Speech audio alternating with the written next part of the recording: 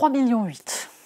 Visiblement, les Français avaient autre chose à faire que d'être devant leur télévision à regarder le président de la République raconter où va la France, enfin, ou plutôt où est-ce qu'il l'a emmené, que son bilan était formidable et qu'on n'a pas bien compris. Parce que, globalement, c'était un petit peu ça, l'émission de TF1.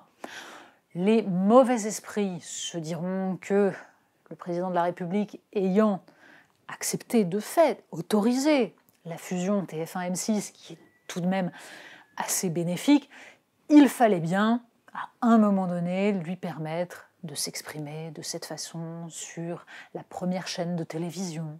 Bon, mais ça, ce sont vraiment les mauvaises langues. Pour les autres, ils auront regardé cette version TF1 d'une ambition intime. Bon, sans la drôlerie de Karine Le Marchand et sans le délire de l'émission telle qu'on la connaît, mais avec les mêmes trémolos dans la voix, la même émotion, les questions sur le ressenti. À tel moment, Monsieur le Président, que ressentiez-vous exactement? Bref, tout sauf de la politique. D'ailleurs, lui-même l'a dit, je ne fais pas de politique. Les autres en font. Et c'est pas bien. Je ne fais pas de politique. Je suis président de la République. Bon, on aura tous compris donc que c'était une émission de candidats, mais de candidats qui n'est pas candidat, qui donc n'est pas décompté, qu'il s'agissait de nous expliquer une fois de plus qu'il a pu blesser et qu'il s'en repent et que ce n'est pas bien. Ça fait à peu près la 5e fois depuis le début de son quinquennat qu'Emmanuel Macron explique qu'il a pu blesser avec des mots un peu brutaux.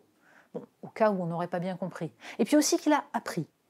J'ai appris, ça veut dire j'ai un cœur qui bat, je suis conscient. Vieux truc de communication politique. Pour le reste, bon, le passage en revue de tous les moments problématiques du quinquennat s'est fait de façon assez simple. Il y avait donc là une émission de communication, pas forcément fulgurante, pas forcément très drôle, très longue, très longue.